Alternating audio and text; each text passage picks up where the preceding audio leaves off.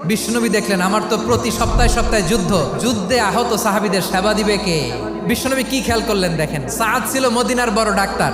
এই নারী সাহাবী রুফাইদা বাবার কাছ থেকে চিকিৎসা বিদ্যা শিখেছেন। বিশ্বনবী রুফাইদাকে বললেন, রুফাইদা তুমি মসজিদে নববীর পাশে একটা মেডিকেল ক্যাম্প করো। বিশ্বনবীর ডিরেকশন অনুযায়ী তিনি মসজিদে নববীর পাশে একটা মেডিকেল ক্যাম্প করলেন এবং আহত সাহাবাদের চিকিৎসা উনি ওনার টিম নিয়ে দিতেন। বিশ্বনবীর পরামর্শে উনি আনসারি এবং মুহাজির মহিলা সাহাবীদেরকে নিয়ে একটা স্পেশাল মেডিকেল টিম গঠন করলেন। খায়বার যুদ্ধে 7ম হিজরিতে যখন বিশ্বনবী যায়, উনি ওনার টিম নিয়ে আসলেন, বললেন, ইয়া রাসূলুল্লাহ, আমরা তো তলোয়ার চালাতে পারি না, আমরা তো তীর মারতে পারি না, আপনি যদি অনুমতি দেন খায়বার অভিযানে আমি আমার টিম নিয়ে মেডিকেল টিমের সেবাটা সার্ভিসটা দিতে চাই। পড়েন সুবহানাল্লাহ। বিশ্বনবী অনুমতি দিলেন, যোদ্ধা সাহাবীদের সাথে মেডিকেল টিম নিয়ে অগ্রসর হলেন। খায়বারের প্রতিটা আহত সাহাবী যারা ইনজুরি শিকার হয়েছেন সবাই রুফাইদা আল আসলামিয়ার এই মেডিকেল ক্যাম্প থেকে চিকিৎসা সহায়তা পেয়েছেন। সুবহানাল্লাহ পড়েন।